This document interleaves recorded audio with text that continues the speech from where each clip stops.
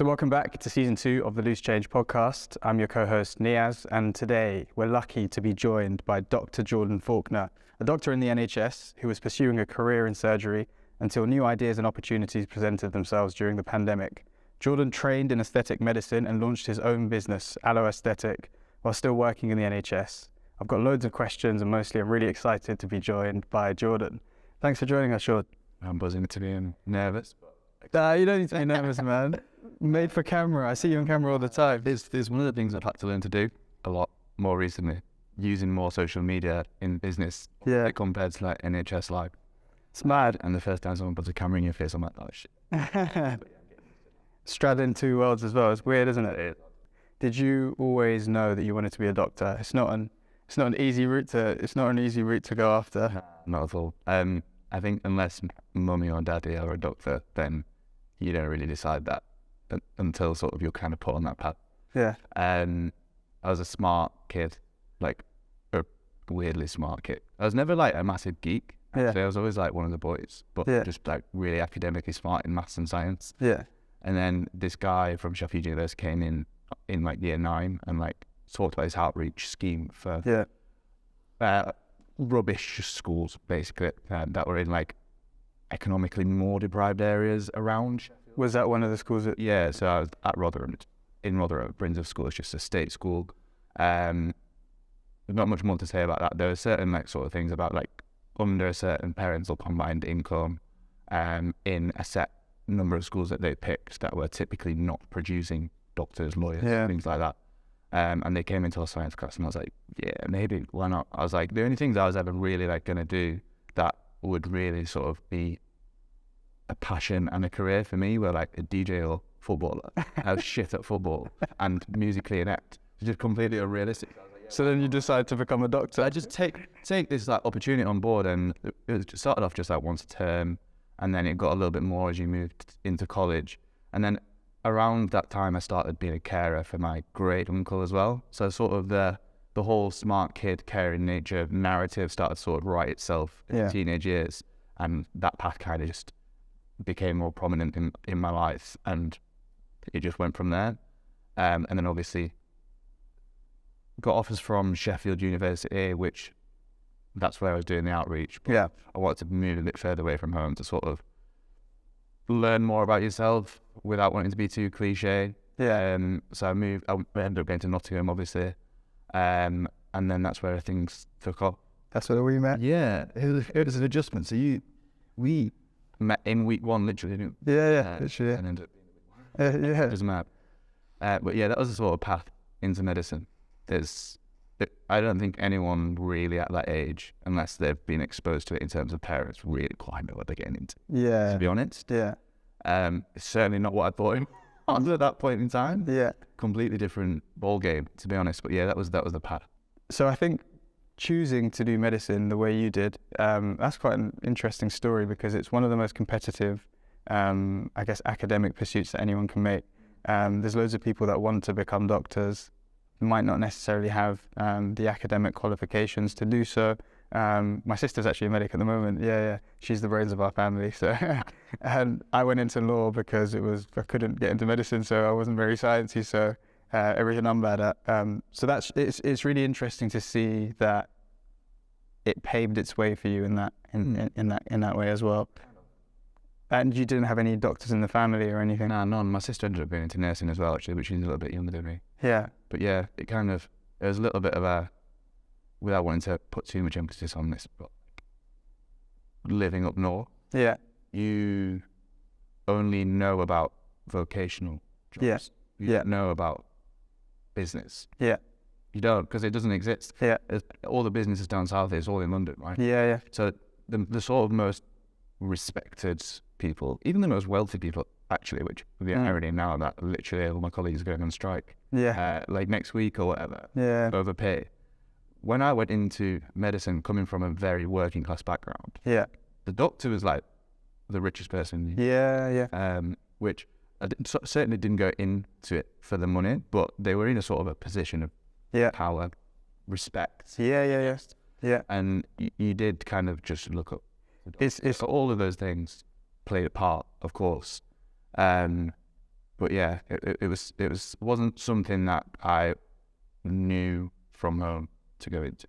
It's really coveted, right? Like, so being a doctor, it has this like prestige. It's a weird thing. It's one of the hardest things to actually adjust to. Yeah. Actually find yourself in that field, because that's actually quite isolating. Yeah. In a weird way. Our holidays were different. Our exams were at different times. There's times when all my mates were going out and celebrating, sitting their final exams, and I've got to be in a lab at 8 o'clock the next morning. Yeah. And then the narrative of that more recently with COVID and stuff has been perpetuated even more, I think. So it's like, it feels like us and them, just because of the whole, everyone else is at home during the pandemic. You're on the front lines. People were clapping us, mate, on that. How weird is that? Imagine you've just gone and doing your job, and then you walk out and people are on the doorstep and you're around of applause. Yeah. Yeah. Bonkers, totally bonkers. And that's definitely got worse recently. It's difficult. Yeah. Because you are just a normal. Yeah, of course. Yeah. But you're in this weird position in society of a level of expectation. And it dominates conversation as well. You actually can't be asked for that. Yeah. You just want to talk about normal stuff. Yeah. And then, like, you're at a family party and your uncle's showing you like a boil on his arse, and it's like, oh, leave me alone. Do you know what I mean? Can we not just talk about football or something? Like, the small talk that everyone else gets is just your nominal rash that you don't want to go and chat to the gym. Yeah. I won't ask you about the boil on my arse though. Please. But no, it's true. There is always a mystique when it comes to doctors. It's interesting what you're saying about like being from the north and those vocational jobs as well. I think so people from like diverse backgrounds as well, ethnic minorities as well, you would have noticed that they often push their kids towards medicine, law, because it's secure, safe, and like you kind of always like have this idea that they'll be okay. Things are changing a little bit at the moment, which is sad, because we always looked at doctors as like, they're rich, they've made it, they're like comfortable in society, and things have changed so much in the last 10 years even, where my personal opinion is we're probably not even treating doctors fairly, nurses certainly not, and it's becoming difficult for them as well. It's interesting. One of the most paradoxical things that I've sort of noticed recently that's changed massively is the attitude that people have when they come into the hospital. So 5 years ago when I first started off as a doctor, right, people came in to hospital with the expectation that they were going to walk out fixed. Now people come with a preconception that they're going to be walking into a broken NHS. They're going to wait for 7 hours for A&E. And a lot of these things aren't completely untrue. Yeah. Often you will wait a lot longer than you used to just because of the backlogs and that, and understaffing, blah, blah, blah, all that stuff that you hear about a lot in the media at the minute. Yeah. But the people come in and they've already manifested a negative experience, and you find there's a lot more friction from patients and patient family members, and you feel that they come in with like a grievance that they premeditated. Yeah. So people used to come in with an automated respect, and they used to look at you almost with puppy dog eyes, like you're gonna help my family member get better. Yeah. And now they're like, you can't cope. Is there automatic? Yeah, it's really sad actually. Assumption, so therefore the whole atmosphere from second one that you enter hospital is different, just based on people's attitude from walking through the front doors. That's crazy that you say that, because I feel like I've experienced that on the other side, whereas I used to be like, wow, doctors, they've got the answers, they're going to fix everything. And then through experiences in my own life, I've kind of shifted to being like humanizing doctors as well, and sometimes thinking maybe they don't actually have the answers. And have you seen that in the time that you've been a doctor, the change, or do you think you came into it post? I think I saw 18 months of the NHS at its best. Really? Wow. So I walked to my sister finished her nursing degree 2 years after me. Okay. She's always had loads of issues with the way that it works, the politics of it, the way that you're treated, the support that you've got.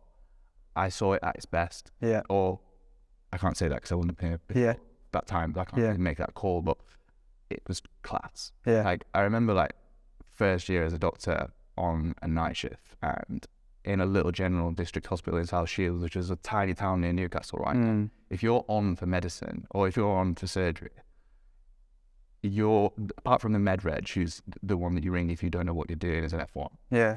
you are the care for everyone in the wards. That's mad power and responsibility. Yeah. And you walk down that corridor and you felt so accomplished. Like, Yeah. every single person respected you, right? Yeah. They were within your care. They felt like. Actually, mentally, you're still a baby, right? Yeah. And you've literally just come out of med school and the whole imposter syndrome and stuff like that. Yeah. But you still see that people are hanging off every single word. Yeah. People like argue with you now and like telling you what they want in their care. Oh, it's it's mental that you're saying all this, because I can really relate to some of those experiences. Sorry to jump in there, because as you're describing it, I can see it. So my experience of the NHS, I actually, when I was born, my mum had jaundice when she was pregnant with me, and I was born with certain conditions which meant that I needed to have surgery when I was quite young. And I remember that whole experience. I was in Royal London Hospital, and it was way smaller back then, and we had even though it was like scary for my mum at the time, she was like first child, like she didn't know obviously like what was happening, her baby's like needing surgery, but the whole experience. And I remember Dr Patterson, he was like my doctor at the time from like 20 years ago, and we had over 20 years ago, 25 maybe years ago, such a good experience. I've got vivid memories of like being at the hospital. There was like playgrounds outside that we used to like go into, and the whole experience and like the follow-ups for years were just really pleasant. So I grew up thinking, wow, like the NHS is one of the best things about this country, because I've got family in America, and it wasn't the same. Like the whole flipping Breaking Bad storyline, it wouldn't run here because we get it all for free, right? But in the last 4 years, I witnessed a completely different experience.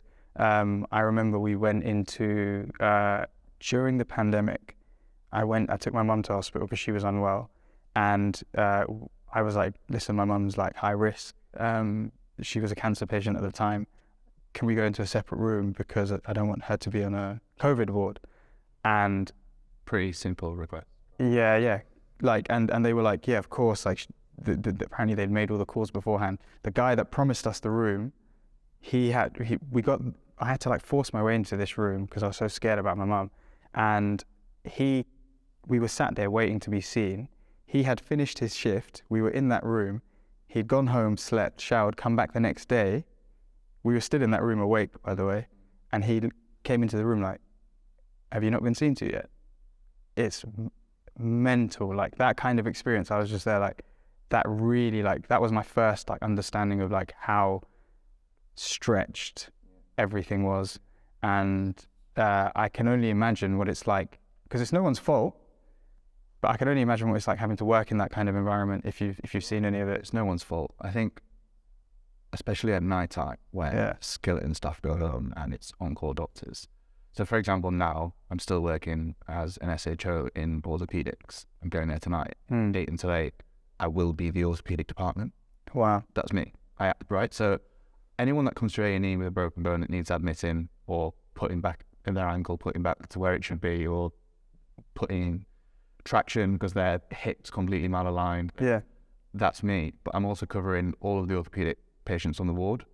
So say I get there tonight and I'm given a bleep that is going off every time someone wants me from A&E, or every time someone on the ward wants me because they've got unwell post-op or anything like that.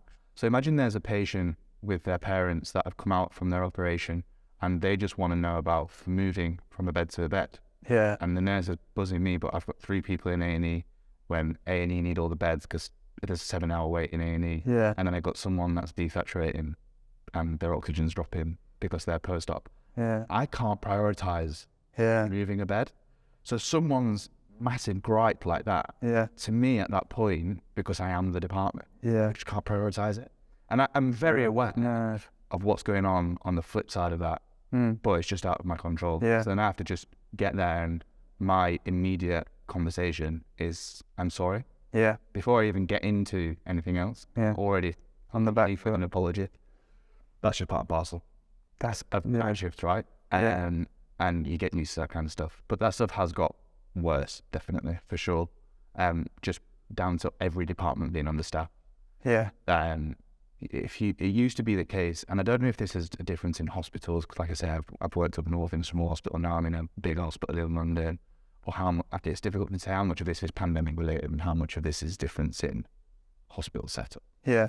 But I used to be in a situation where if I needed bloods, medicines giving, x-rays, etc., I literally just used to sit at the computer and just write them all down, come back and check in an hour, and they'd all be done. Yeah. Got all my investigations back, and that's it. The healthcare starts rolling. Yeah. It's now in a position where every single one of those is so understaffed that if I don't go to that department and stand in front of the radiologist and say, I need this scan now, it won't get done because it's just on a backlog. So then, instead of me going and seeing those two people that are waiting in A&E, I'm going around physically to every different department to make each investigation happen. So my work is so much less medical than it used to be as a junior doctor. It's just logistics and making stuff happen. Wow. So yeah, it's tough. You do less medicine than you used to. Yeah. There's less admin staff. There's less everything. Yeah. It's completely changed. And that's part of, I guess, the reason why so many people are then trying to leave, which makes you feel a lot of guilt. Yeah. Especially when we've just spoken about the position that you're in. Yeah. And then to look for an escape route, which I'm completely guilty of. It's literally the reason I'm sat here today is because I've taken that route. Yeah. There's a lot of guilt attached to that because you feel like you're jumping a burning ship. Yeah, no, it is. And you're not the first. You are jumping ship. And it's like, there's a mad guilt about it. Yeah. Like the state has put a lot of money into you training. Yes. To get into this position to sort of serve everyone else. And then you turned around and left. And it feels pretty selfish, but it does also get to a point where you have to start putting yourself first. 100%. Because as much as health is important, of course it is. Yeah. But you can't pour from men's cup. 100%. We got to put yourself first at some point. And I was getting crippled by it all, and a lot of people are. And I think if I've seen stats, and I can't remember if I regurgitate the number now, I've been making it up, but the stats of people, doctors, nurses that want to leave but don't know how is staggering. It's like half. Yeah, it's want to leave, and I was just, I guess, lucky enough to find myself an escape route. Yeah. And get Jordan back instead of just being Dr. Faulkner all of my life, because it is consuming. It's really consuming, and you forget to be a person. You get to be a doctor, and I've been clawing back at that the last few years. Regaining your identity. Allo Aesthetics has allowed me to do that massively. So how do you go? It's crazy what you've described, and like I think goes without saying how much respect everyone has for doctors and nurses and public sector in general, but specifically those providing medical care. If I was working in that environment, the level of stress is here constantly, right? You're always basically, like you said, you start conversations in combat, basically, and having to de-escalate and having to sort of like calm people down, but you're always, the stress level is here. If I was in that kind of environment, I wouldn't have the headspace to think about anything else, and which I often find doctors, nurses, teachers actually as well, talking about how like they come home and there's no time to do anything else. They're so exhausted from basically having to work in that kind of environment. How do you then conjure up the headspace to think, I'm going to start my own business at the same time? How does that happen? So the answer to this is twofold. Right. First of all, it's a personality streak. I had a part-time job the whole way through medical free. The whole way through. When you were in Nottingham as well? Yeah. Wow, okay. So through college, I was working in retail, selling crap, designing for electric. So I mean, I didn't like. Yeah. I was selling clothes, and then through uni, I was a delivery driver for a bit through Amazon Flex. No way. During in like revising for exams, I'd go and smash out 4 hours just delivering parcels. Just wow. I worked at Nottingham Rugby Club as a waiter. I always just like doing extra a little bit. And then through sort of F1, F2, which are the first 2 years after med school, I still, you move through rotations. There's some are more taxing than others. Yeah. For example, when you're on surgery, you're working loads of nights on weekends and trying to go into theatre, and then you're about to hand over at 8 p.m. and then someone gets unwell, so you post-op and you got to go and see them, and it takes up a lot more time. And then there's others like GP or psychiatry, for example, where it's much more of a 9-to-5 job. So then I was on one of my geriatrics posts when I had a bit more sort of time to think. Started flirting with the idea of maybe going into aesthetics as a bit of a side hustle. But at this time in my life, I'm not very well exposed to the industry. Yeah. And this is aesthetic medicine, right? So just because that's kind of a natural side hustle. It's more of an obvious side hustle for a medic to go into, even though the regulation's terrible at the minute and Steve the plumber from down the road can buy fillers off Google and shove it in your face and not have anyone to answer to at the end of the day, right? But we'll get into that a bit more later, I think. Yeah. Naturally, as a doctor, you're going into aesthetic medicine. It's medicine, right? It's not medicine. It's reapplying it to something that you can make your own. More. So I flirted with the idea, but being up north, I think the stigma that exists around aesthetic medicine anyway, put me off a lot. Overfilled lips, alienization, all these things didn't sit right with my morals, so I didn't sort of explore it anymore. Then I moved to London for a plastic surgery job.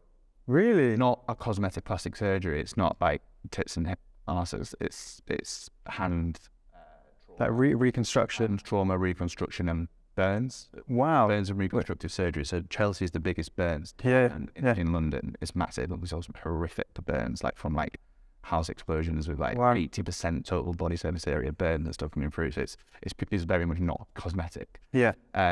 But it did cover the craniofacial department. Which is basically that's facts. Where I was a little bit more exposed, and some of the registrars were doing a little bit. And did you have any experience in like reconstructive medicine or like very, very sort of surface level? So we dealt with sort of facial trauma. How do you deal with that kind of thing when you again? Whole another conversation. This is like pure curiosity. Hours, but at my level, it very much just sort of making someone safe and setting them up for surgery. You can't just be, that's not the level of the ladder, and you can have consultants and it's mega specialist, right? It's even subspecialists from plastic surgeons to then be a craniofacial surgeon. Super complicated, but there's things like lipodystrophy, which is a condition where people who've got AIDS, in years gone by, some of the medications, the antiretroviral medications for AIDS, caused the fat in your face to basically break down. And it was called AIDS face. Horrible term. Right? Like, it's so like demeaning to have AIDS, but people could recognize who had HIV virus from the medications causing AIDS face. So they were using fillers in a medical way to put back the fat pads, essentially. So that's something that I was very sort of mildly exposed to, but learning about the anatomy of the face at that point was quite prominent for me. And then, like I said, some of the registrars were sort of had got their finger in those pies. So I became more aware of people using aesthetic medicine in a much more responsible manner than the media gives it credit for. And then all of a sudden, my ears perked up because I was like, that's something that I can get on board with. All of those things that have put me off going into that extra effort and setting up my own thing, all of the negatives have now cut because I've seen a more responsible application of this. And I'm pretty sure I can be good at that. With my skill set, with my personality that I've just spoke about, I was like, this could work for me. And then we went into another lockdown. I was like, I can't remember whether it was the second or third. But only trauma surgeries were going on. All elective surgery was cancelled. So we actually, for a short while, had a lull. Where we had less work to do. Paradoxically, right? Everyone's thinking, oh, the doctors are running around. But in that specialty at that time, we were like, we've got a bit more time now. So I just did a little bit of research and looked into it. And I was like, you know what, this could be for me. This absolutely could be for me. And then when I went and did the training, completed the training with Interface Aesthetic, a guy called James Alding, who is a MaxFax registrar. Incredible. I was just like, this guy's important. He just applies all of those things that I've just mentioned, the responsible manner. He speaks about the process of aging in such a medical way. And I was like, this is not just beauty trends. This is aging medicine or anti-aging medicine. And I was like, this is it. And I went for it. I was still trying to be a surgeon though, right? So I'm still working. Straddling both. On paper was a 48-hour-a-week job. This is way more than 48 hours a week because you're trying to do extra operations in your free time, you're doing audits in your free time, you're writing research in your free time, all this extra academic stuff that you have to do to climb the ladder, because surgery is super competitive. Yeah. I'm trying to juggle all this and start a business. It was a lot. And I kind of ran myself into the ground for a period, because Not surprised. we already spoke about going into medicine or law because of the job security. That's one of the biggest perks of that job. So then to move into an industry where, well, there's no guarantees, right? Yeah. I'm just trying something out. Yeah. I've got no reason really that I know this is going to work out for me. It's a massive gamble. Yeah. But at that point, I'd reached a point where I knew surgery was super competitive. I thought I had it in me to do it, but I wanted to be in London. I wanted to do quite competitive specialties, even in surgery. I was like, I might not get that. I've got to be realistic. And I'd gone so far down a rabbit hole with surgery that I knew it was surgery or bust. I was never just going to be, I was never going to be a medical doctor. Yeah. Because I didn't like just writing medications down. I wanted to be doing things. Yeah. So therefore, I needed another option in case I didn't get in. All right. And aesthetic medicine was that sort of other option. But then it very slowly has. Yeah. That's what often happens. It was only a half plan. There was never a firm day where I said, I am getting out of surgery and that is why I'm doing aesthetic medicine. Yeah. That's why there's been a massive overlap, which I'm still in. I'm still doing both jobs. Yeah. I'm down to one night per fortnight. Wow. In NHS, which is not a lot. And the rest of the time I'm injecting or mentoring other injectors or teaching. So, end of the last lockdown, you launched your aesthetic medicine business. I think it was Around that time, when things could open up for you to take on patients or customers, you launched Allo Aesthetic. Did it just take off straight away? How did you? Of course not. Nothing just booms like that. Yeah. One of the weirdest things about aesthetic medicine is you start off with people that you know, your patients, which is completely the opposite of normally. If you walked in as my patient now, I'd pass you on to another doctor because of that emotional impact on it that could affect my care. Yeah. But if you're starting a business and you haven't got a portfolio, a social media, a website, which you're not going to have on day one because you physically can't. Yeah. The only people that are going to trust you are people that know you. Yeah, friends and family, right? So everyone starts there. Yeah. Whether that's appropriate or not, or whether that's proper or not. Yeah. In medicine, because it is medicine. Yeah. That's where everyone starts. Yeah.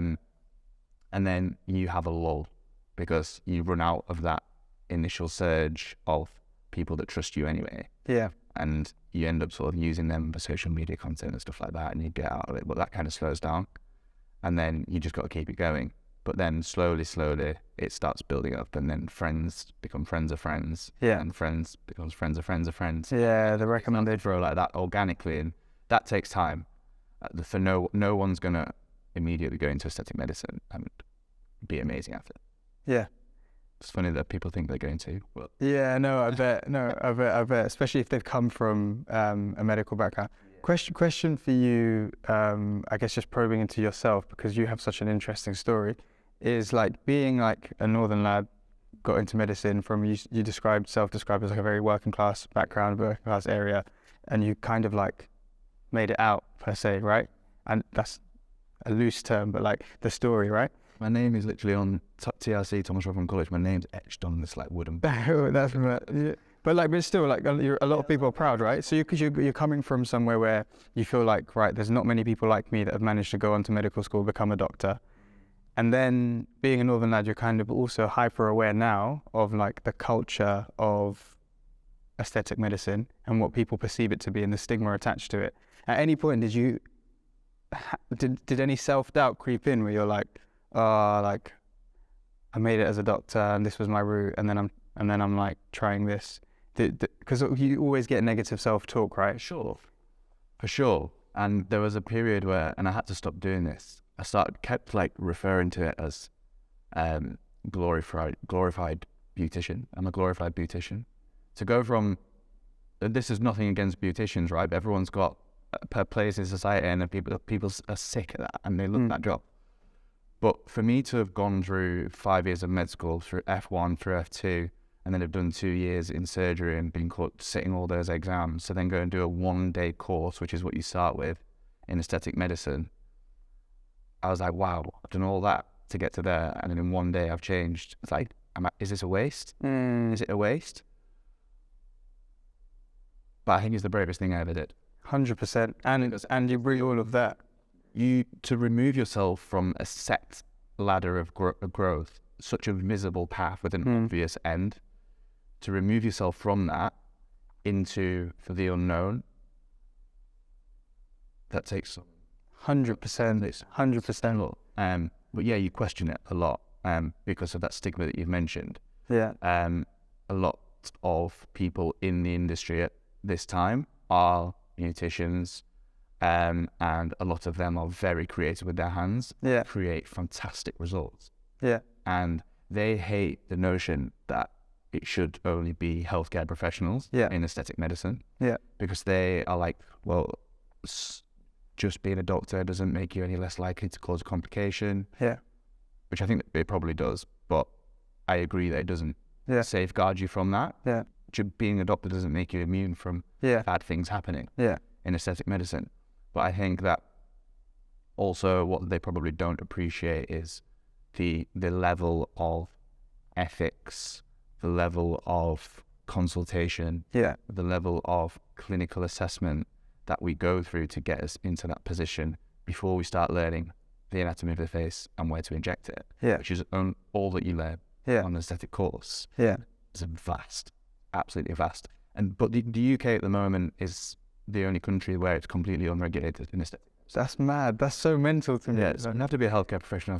I think I could be wrong on this because I can't remember which countries have which rules. But I think in Germany, dentists and nurses can't. I think it's only medics. I could be wrong.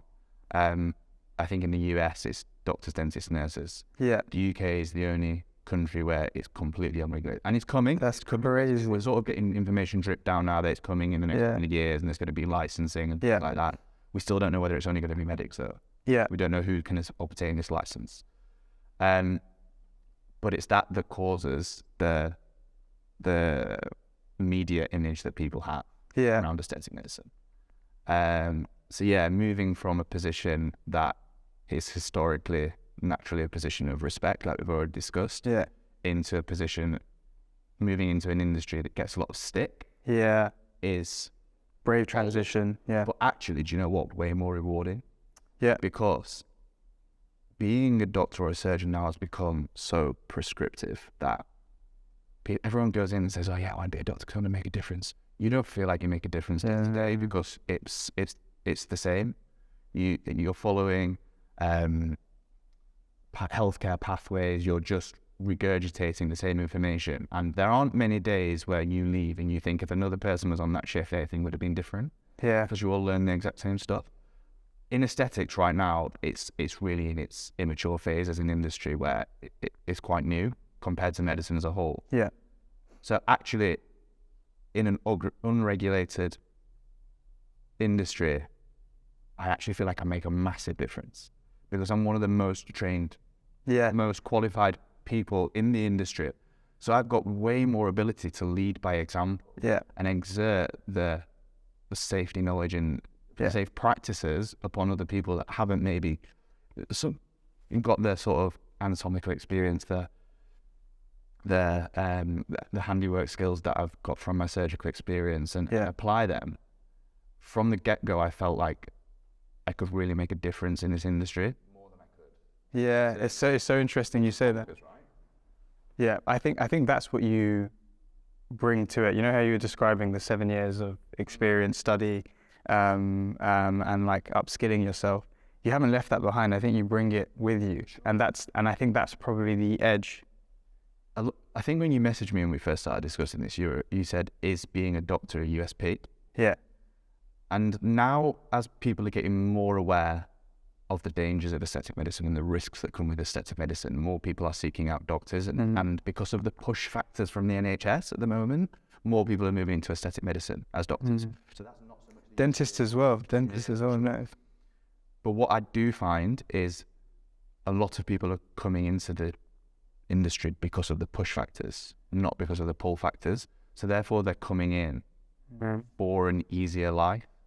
So therefore my mindset of actually I'm going to apply everything that I've learned about doing surgery the way it should be, or the way I think it should be done. Yeah. Evidence-based, safe practice, all of those things, instead of being like, this is my route away from a shit life. Yeah. I think is potentially what makes me stand out a little bit more. Yeah. I think that I don't cut corners just because I can. Yeah. I can see that. I always do what I think I ought to do, not what I think I need to do, which is really important in an industry where no one's quite looking over you. I think that's probably comes from you having years of training where you felt like people are under your duty of care, and that probably shows in your professional conduct. The other thing that I was going to ask, do you think attitudes have changed towards cosmetic medicine and people getting, I say, work done? It's not necessarily, it doesn't have to be that. Absolutely. It's generational. Yeah. So the generation above us, so my sort of parents' age, often are quite coy about it. Particularly, I've got loads of people who will like pay in cash because they don't want it to come out. Really? So they don't want their partners to see it? Oh, wow.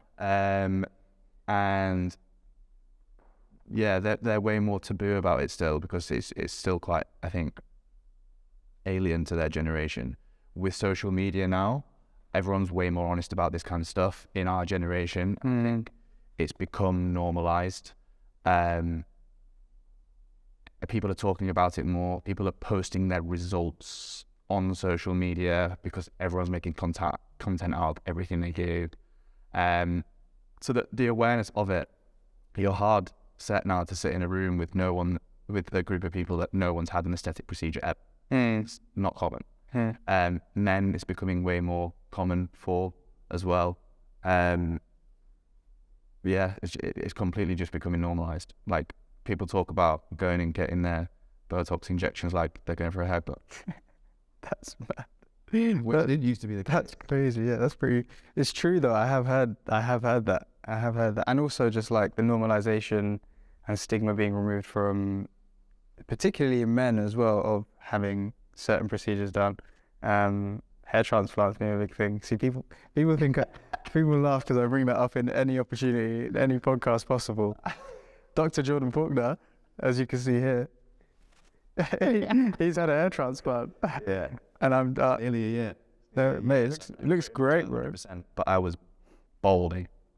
I feel like if I talk about it enough on this podcast, I'm gonna get one. Nah, it's one of the best things I ever did. I'm gonna come back one day with my hairline down to here and be like, "Look at me, baby." Yeah. People talk about it as aesthetic medicine, cosmetic medicine, and it's not purely cosmetic. Yeah. The whole idea that beauty's only skin deep and all, it's nonsense. How many times have you got ready for a night out and not looked in the mirror and been like, I'm not looking my best, and it affects your night out?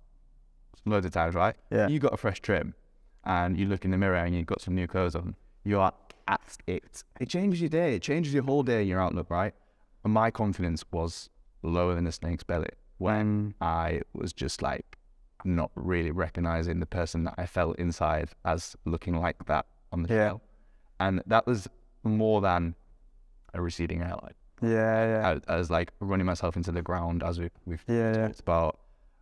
Tired eyes, like not going to the gym. I was skinny and fat. I was pale. I had like wrinkles on my head from front. I was literally just like a shell of a man. And I felt shit because of it. So it's important. It's actually it's for yourself. It's actually for yourself as well, right? And I think men can relate, because we always joke about like the fresh trim feeling, like the relationship with your barber. And like my barber actually says that what he's selling is actually confidence rather than. It's the same thing. It's the same thing. I've had people like visibly teary when they see themselves in the mirror because they're so happy that they feel like they can see themselves again. Yeah. Because when you get old, you don't. When you age and you change, you still if you still feel young, you're giving out a different vibe that you're feeling inside. So if you can change that for someone and make them look how they feel, you've given them a whole new supply. Do you know what? That's reminded me. Have you ever had like an instance with like your parents or like uncles or people of an elder generation? And it reminds me of conversations before where like, you take a picture and they'd be like, "Oh, I look so old," and like that comment, and you're just like, "What? This is how you've looked to me all the time." I think that's doing viral on TikTok at the minute, where there's a filter and it can make you look like you were a teenager. Yeah, like almost in tears. yeah, because it reminds, because it's something that everyone's going to go through, and it's something that all we are going through, right? Only as old as you feel, right? Yeah. If you feel young but you look old, Yeah. and the way that people respond to you is not how you expect it, and that there's a mismatch that people find difficult. Yeah, and that's why it's such a big industry, the whole anti-aging, like, or cosmetic and aesthetic medicine being part of it, because you can't deny how people feel because of their outer appearance and the way they look. And actually, a lot of the time, because obviously it can be conflated with society standards and beauty standards, but actually there's a part of it that is about how people feel about themselves. More than you would realise.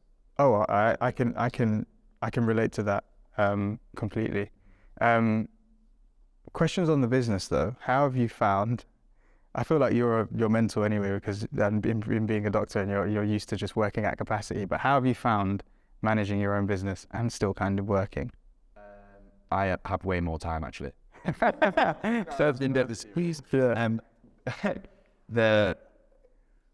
I'm in a position now where I've put a lot of. I did the hard yards while I was still doing the full-time job. So I had a horrible year where I was trying to do both and trying to grow both. But then once I've peeled back from the surgery side of things, I'm still allowing the business side of things to grow, but it's economically enough to be sustaining my life. Things that I want more to do, but I'm having to allow it to grow organically as it is doing. Yeah. At pace that I couldn't have even imagined. Yeah. But I'm used to having no seconds in it, and now I've got like a few hours. It's weird, isn't it? You're twitching for more work. It's weird. It's scary. Do you know what's a mad thing, right? Yeah. I used to think that I'd like got ADHD. Bro, we all think we've got ADHD. Do you know what's mad? Like, there's loads of people. So my brother and my cousin, two of the closest people in my life, both got diagnosed really late. And now I know I haven't, because it's never. So one of the key things in diagnosing ADHD is that it's problematic for you. Right? Yeah. Okay. So all of those like hyperactive traits for me get manifested in being more productive. You could be a workaholic. But this is learned behavior. I can't watch a film because I've watched a 1 hour episode in 3 chunks before, because my brain's just not focused on something. Yeah. And this is something that any medic will relate to this. I never read books because there's a weird underlying guilt that what you're reading is not medical. It's like you're wasting time. Wow. So then having free time is weird because you can't physically switch off. Because you always know there's more to be learning.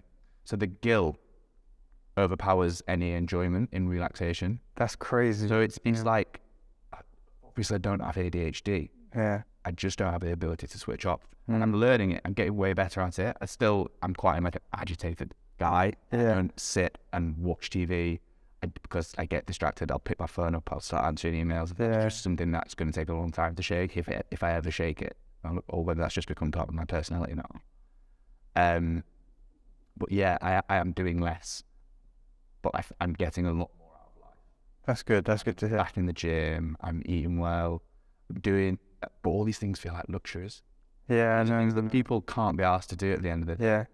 I'm like, get to go to the gym. That's such a good. Yeah, that's such a good attitude to have. Make sure you try and cultivate that, because I remember a period whenever I feel my best is like switching things to. I think I heard it somewhere. And I tried to live by it. Is like, oh, I have to do this too. Oh wait, I get to do this, and it changes everything. And that's something that I've not sort of read like a self-help book that's like made me think like that. It's just because I truly just didn't have the opportunity. You lived it, like you lived that. Yeah. Night shift. I'm going into Greg's and getting a steak bake, and I'm having 3 hours sleep and scratching my head like this.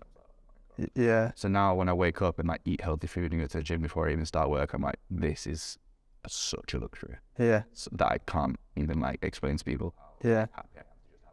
That's maintain that gratitude because it will keep you going forwards. I've definitely experienced it myself, man. It's good to hear. It's really good to hear, and I'm glad you're experiencing that now. Tell me a bit more about Allo Aesthetic. What's behind this? Is there a story behind the name? Yeah. I didn't think about it too much. I actually had an A to Z book of plastics that before I moved into my plastics job, I had no plastics experience. So I was like, I didn't really know where to start learning, and I saw it on like Amazon, so I just bought it and just started like reading the terminology, like different names and stuff. And so I just opened it at an allograft is a thing where it's basically a skin, you put it on burns, and it's someone else's skin. Oh wow! You can have it, so it's to give someone something. Wow. Okay. Well, so the allo prefix is Latin to give someone something. The whole, so like I said, giving someone their confidence back, to give someone something, was where it came from. It was really loose. No, that's wicked, man. That's tenuous, but I just took that. I was like, it sounds bunchy. That's not tenuous. That's a wicked story. And I was like, let's go with that. I like that a lot. No, I rate the name even more now. My accountant, I think, still thinks that I'm in Scotland. It's like Allo Aesthetics. And then some of the old people are like, hello. It's got its negatives, but I think it works. Yeah, no, I like it, man. I like that. I like that story. Like that. And you have, how many clinics have you got in operation at the moment? So I personally, 2. So I run in Balham in Southwest a few days a week. I also run a clinic up north in South Yorkshire. That's much less frequent. I just go there to see friends and family and do a clinic. That's quite informal. Yeah. But I've sort of branched out the brand more recently, and I'm mentoring other injectors. Oh, nice. So we've got one injector who's covering West Hampstead, and then I'm mentoring other injectors, one who is in Oval and one who is in Battersea. They're a bit less from facing with the brand. But yeah, it's slowly sort of, we're covering a little bit more turf. Did have an injector who was in Nottingham, but she's got a full-time job in a clinic working for someone else now, so she's had to drop it, which I'm gutted about because she was my firstborn. She was the first person I started mentoring. But yeah, we're covering a few cities now as a brand, which is good. The name is obviously becoming more commonplace, and as followers are growing, I don't know how far that's going to go. Again, it's just kind of taking its natural path. Yeah. As people are sort of coming to me for help, that's basically how it's going. People need mentorship. Yeah. Because in the hospital, you're always used to having someone on the phone to help you when you become unstuck. Yeah. Like I said, at night, I am the orthopedic department, but there is a registrar who's at home to see if I want to wake them up. I need to wake them up, right? There's someone. Yeah. And if they're stuck, there's a consultant. Yeah. And if a consultant's stuck, all the other consultants. Yeah. So there's always someone. And when you move into aesthetics, if you don't get employed by someone else, which is now impossible at first because you don't have any experience, why would someone employ you? Mm-hmm. Then you're on your own. Yeah. So I tried to create this sort of middle ground that allows people to work for themselves, but not by themselves. Yeah. And that's where the network comes in. So we've got each other to rely upon. If we come unstuck, if we've got an unusual case, if we don't quite know the answer to something, if we have a complication, then we've got a team-based approach to managing it, and it's safety in numbers, right? So it's improving the safety of new injectors, which is huge. That's wicked. So you can already see the application of like your previous experience in the NHS. Applying constructs, like having a multidisciplinary team approach at all times in the hospital, and just reapplying that to improve safety in aesthetic medicine, I think that's already given massive strides to the industry, but just in the small circle that it's affecting. Yeah. I think that's a network of injectors that are all already safer injectors. And what's the demographic of people that come to... we just touched on it already. It's quite varied. It's more varied than you think. In Balham, just by nature of it being that sort of southwest area where it's people our age, it is 30-ish, either a bit younger or a bit older. But I think the oldest patients I've had are sort of mid-60s, and I don't know what the youngest patient I've had is, but maybe sort of 21, 22. Usually that's the more sort of aesthetic trends that we've spoken about, which is not really my niche. Do it sometimes, but it's not my bag, to be honest. Do much more of the restorative medicine, so it's sort of our age and above. Oh, nice. But the people from all different walks of life. I've even had famous drag queens, famous actresses come to clinic, which every time that I recognise a name before they even come in. Yeah. Yeah, that's good. I was going to say about like gender splits. Like, is it like That's a cool. what's the demographic We're on genders that tend to come? What is it? Obviously it's mainly female predominant. We spoke about more men, and sexual dimorphism. So it's typically male or typically female, or masculine versus feminine features.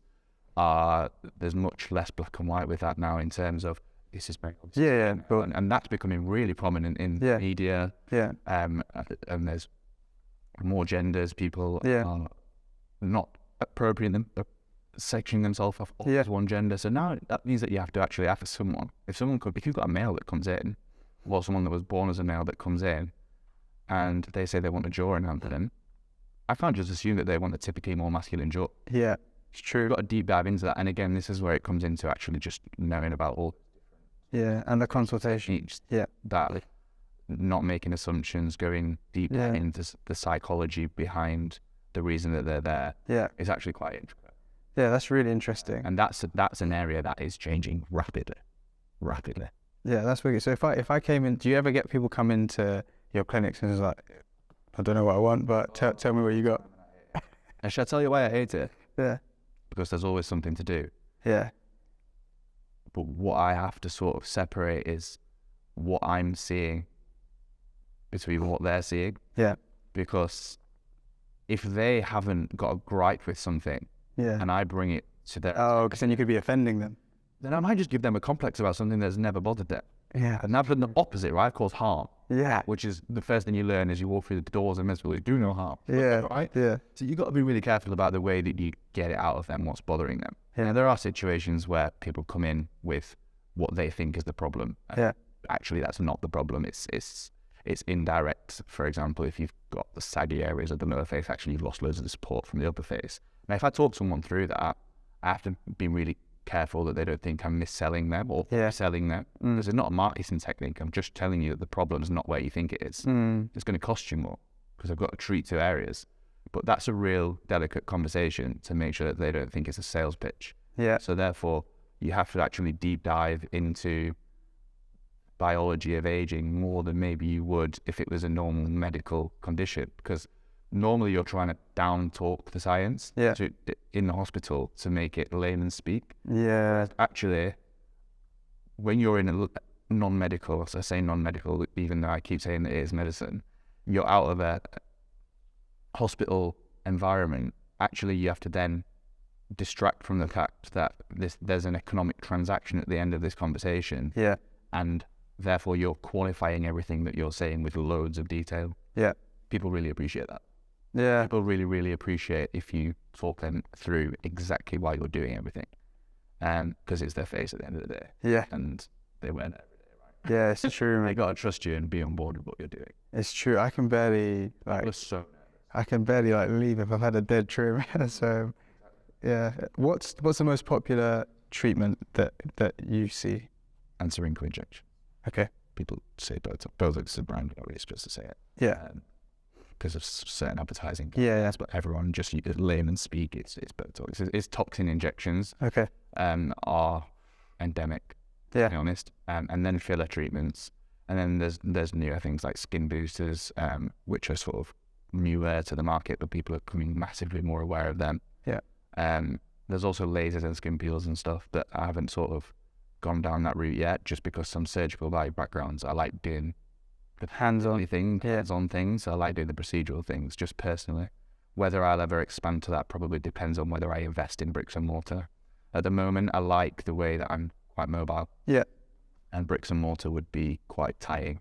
Yeah. I'm not sure whether I want to make that jump ever. Maybe. I know a lot of doctors that never physically buy a clinic, rent spaces from different areas, and then you can cover more postcodes, basically, which clients, right? So I'm not sure where that's going to go. If the mentorship side of things flies, then that's probably makes it more likely that I won't just tie myself to one location, but I'm just allowing things to happen as they do and taking each day as it comes. That's wicked. So what next for Jordan and Allo Aesthetic? Exactly that. Taking each day as it comes. What next for Jordan and what next for Allo Aesthetics are separate. What's next for Jordan is really prioritizing those things that I'd got back in my life that I'd lost for a while. Love that. And not letting go of that. But what's next for Allo Aesthetics? Allowing it to grow organically. There's loads more opportunities coming up from it. For example, I've sat on a podcast, which is just alien to me. I've been doing work with skincare brands. The software brand that I use have asked me to film sort of some work for them. So Yeah. Allo Aesthetics, Jordan, and Dr Jordan Faulkner are all three separate entities at the moment, but they're all growing together, which is class. Allo Aesthetics, like I say, it's just friend referrals now, so that's organically growing. And then I think that it will continue to grow in a mentorship capacity. Yeah. Even if that becomes subgroups, but I'm really keen not to let that grow too far, that it steals away from me all the things that I feel like I've got back more recently. I love that. I love to hear that, actually. I think it's probably what I needed to hear as well, to appreciate that a lot more. If there was anything that you could do differently in the last 5 years, business or otherwise, what would you do? Not do medicine.